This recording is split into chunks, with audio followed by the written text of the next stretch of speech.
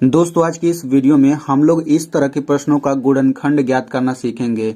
तो यहाँ पे आप लोग पहला प्रश्न देख सकते हैं, हम लोग इसका गुणनखंड करेंगे और इसका गुणनखंड करेंगे। तो मैं आपको पहले ही बता देता हूँ कि जितने भी गुणनखंड वाले सवाल होते हैं वो केवल 4 प्रकार के होते हैं। तो इस वीडियो में हम लोग उन्हीं चारों प्रकारों में से पहले फर्स्ट टाइप के हम लोग गुणनखंड सीखेंगे। ठीक है, यानी कि आपको मैं चारों प्रकार के गुणनखंड सिखाऊंगा, लेकिन हर एक प्रकार के लिए अलग अलग वीडियो आएगा, तभी आप लोग अच्छे से सीख पाएंगे। तो उन्हीं में से ये पहला प्रकार का गुणनखंड है। आप लोग देख ही सकते हैं कि सब प्लस प्लस में है, ये भी प्लस प्लस में है। ठीक है, तो आप लोग इस वीडियो को पूरे अच्छे से समझिएगा, क्योंकि ये अभी पहला प्रकार का गुणनखंड है। तो अगर आप लोग इसे अच्छे से समझ लेते हैं तो फिर जो मैं आगे वाला गुणनखंड बताऊंगा आप लोग उसे भी अच्छे से समझ पाएंगे। और अगर आप कक्षा 8 में पढ़ते हैं या फिर कक्षा 8 से ऊपर वाली क्लास में पढ़ते हैं तो आपको गुणनखंड किसी भी कीमत पे आना ही चाहिए। ठीक है, तो आप लोग अगर अच्छे से समझना चाहते हैं गुणनखंड को तो आप लोग इस वीडियो को शुरू से लेकर अंत तक जरूर देखिए, तभी आपको अच्छे से समझ आ पाएगा। और मैं वीडियो के लास्ट में आपसे एक सवाल भी पूछूंगा। तो चलिए वीडियो शुरू करते हैं। तो देखिए पहला प्रश्न है 2x² प्लस 7x प्लस 6। तो इसका गुणनखंड करने से पहले हमें सबसे पहला काम क्या करना रहता है। देखिए इसमें हम लोग सबसे पहला काम क्या करेंगे, जो लास्ट में संख्या दिया है इस संख्या का गुणा हम लोग x² के पहले जो संख्या रहेगा उसमें करेंगे। यानी कि 6 का गुणा हम लोग 2 में करेंगे तो कितना होगा, 6 दूनी 12। यानी कि जब भी आप इस तरह के सवालों का गुणनखंड करेंगे तो लास्ट वाली संख्या का गुणा आप लोग इस वाली संख्या में जरूर करेंगे। सबसे पहला काम यही होता है। तो 6 दूना 12 हो गया। अब ये जो 12 आया है, आपको ऐसी दो संख्या खोजना है, ध्यान से सुनिएगा। आपको ऐसी दो संख्या खोजना है जिनका गुणा करें तो 12 आना चाहिए और उनको जोड़ने पर 7 आना चाहिए। यानी कि अगर लास्ट वाली संख्या के पहले प्लस है तो उन दोनों संख्याओं को जो आप खोजेंगे उनको जोड़ करके 7 आना चाहिए। यानी कि x के पहले जो रहता है वही आना चाहिए यहाँ पे जोड़ करके, क्योंकि प्लस है ना, प्लस का मतलब जोड़ना होता है। तो आप ऐसी दो संख्या खोजिए जिनका गुणा करें तो 12 आ जाए और उन्हीं दोनों संख्याओं को जोड़ने पर 7 आना चाहिए। ठीक है, तो सबसे पहले आपको दोनों संख्या खोजना होगा। तो चलिए खोजते हैं। तो देखिए 2 छक्का 12 होता है। ठीक है, 2 छक्का 12 होता है, यानी कि हमें दो संख्या मिल चुकी है जिनका गुणा करने पर 12 आएगा। अब हम इनको जोड़ करके देख लेते हैं कि क्या 7 आता है। तो देखिए 2 में 6 जोड़ेंगे तो ये 8 आता है, 7 नहीं आता। यानी कि जिस संख्या को हम लोग खोज रहे हैं वो संख्या 2 और 6 नहीं है। तो अब हम लोग दूसरी संख्या खोजेंगे। तो देखिए 12 को हम लोग ये भी तो लिख सकते हैं 4 गुणा 3। देखिए 4 में 3 का गुणा करेंगे तो 4 3 12 होता है। अब देखिए 4 में 3 जोड़ेंगे तो 7 भी होता है। यानी कि जिन दोनों संख्याओं को हम लोग खोजना चाहते थे वे दोनों संख्याएं 4 और 3 है। तो चूंकि इनको गुणा करने पर 12 आ गया तो हमने गुणा के रूप में लिख दिया। अब इनको जोड़ने पर 7 भी आता है, इनको हम लोग जोड़ करके भी दिखा देते हैं। तो 4 में 3 जोड़ेंगे तो कितना होगा, 7 होगा। ठीक है, तो हमें इस पहले समीकरण से मतलब नहीं है, हमें ये जोड़ वाला समीकरण है ना, हमें इसी से मतलब है। तो देखिए यहाँ पे x है तो हम लोग क्या करेंगे, इन सभी संख्याओं के बाद x लगा देंगे। तो ये हो जाएगा 4x प्लस 3x बराबर 7x। यानी कि ये जो समीकरण है ना प्लस वाला, इसी में बस हमने x लगा दिया। आप लोग ध्यान से समझिए, बहुत ही आसान है। तो देखिए अब हम लोग क्या करेंगे, चूंकि यहाँ पे आप लोग देख सकते हैं कि 7x जो है, अब x का चूंकि सभी में गुणा करेंगे ना तब भी ये दोनों बराबर ही रहेगा। यानी कि 4x में 3x जोड़ेंगे तो ये 7x आता है। अगर आपको इस तरह का जोड़ अच्छे से समझना है तो आप लोग इस वीडियो को देख सकते हैं। तो देखिए यहाँ पे आप लोग देख सकते हैं बीच में बराबर लगा है, यानी कि 4x प्लस 3x ये जो पूरा है ये 7x के बराबर, यानी कि 4x प्लस 3x ये पूरा बराबर है 7x के। तो जब दोनों बराबर चीज है तो हम लोग इस 7x को हटा करके हम ये पूरा रख सकते हैं, क्योंकि दोनों बराबर चीज है। तो बिल्कुल वही काम करेंगे हम लोग। ये हो जाएगा 2x² प्लस है तो प्लस लिख लीजिए। अब इस 7x को हटा करके हम ये पूरा रखेंगे। क्यों रखना है, क्योंकि 7x के ये बराबर है, तो हम लोग ऐसा कर सकते हैं। तो 4x प्लस 3x हो गया, फिर प्लस 6। तो देखिए जैसे ही हम लोग बीच वाले को हटा करके ये रखा तो यहाँ पे ये 4 पद आ गया। अब हम लोग इन चारों पदों को विस्तार से लिखेंगे। अब ये विस्तार से कैसे लिखना है देखिए ध्यान से।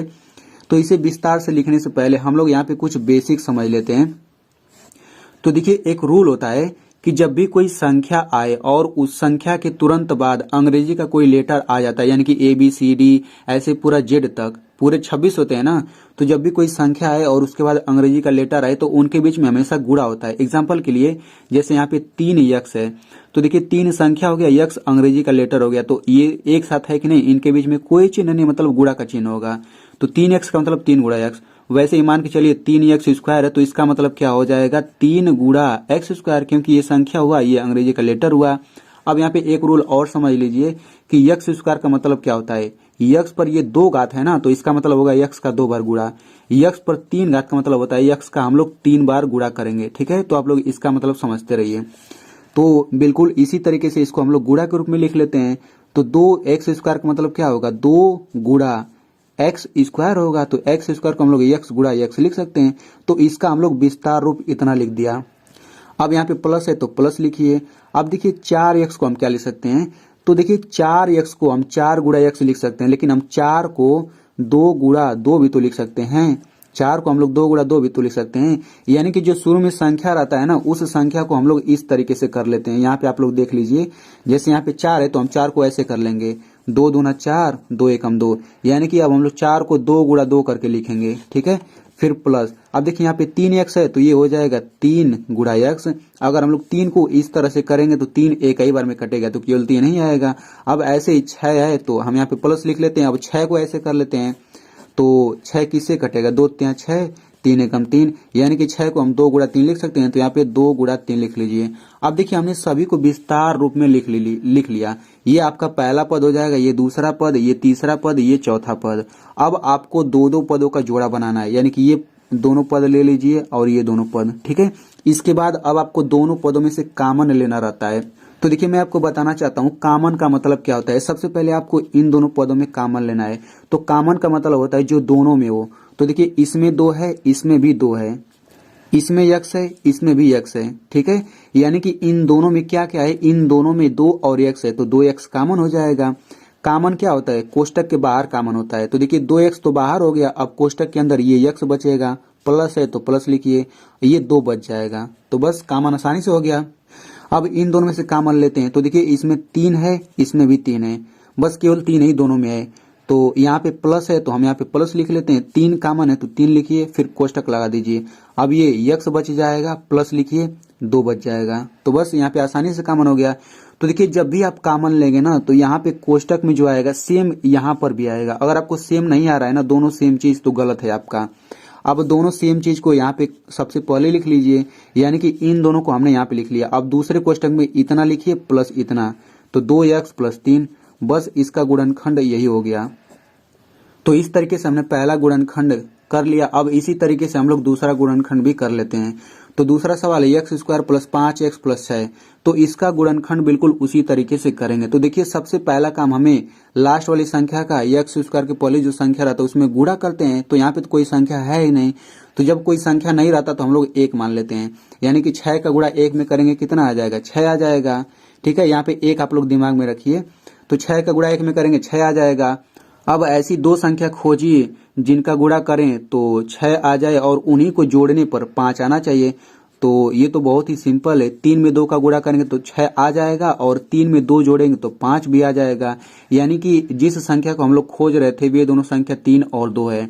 अब बिल्कुल उसी तरीके से हमें इस समीकरण से मतलब है ना प्लस वाले से, तो इन सभी के बाद x लगा लेते हैं। तो 3x प्लस 2x बराबर 5x हो गया। ठीक है, तो अब हम लोग क्या करेंगे, चूंकि 5x पूरा इसके बराबर है तो हम लोग इस 5x को हटा करके ये पूरा रख लेते हैं।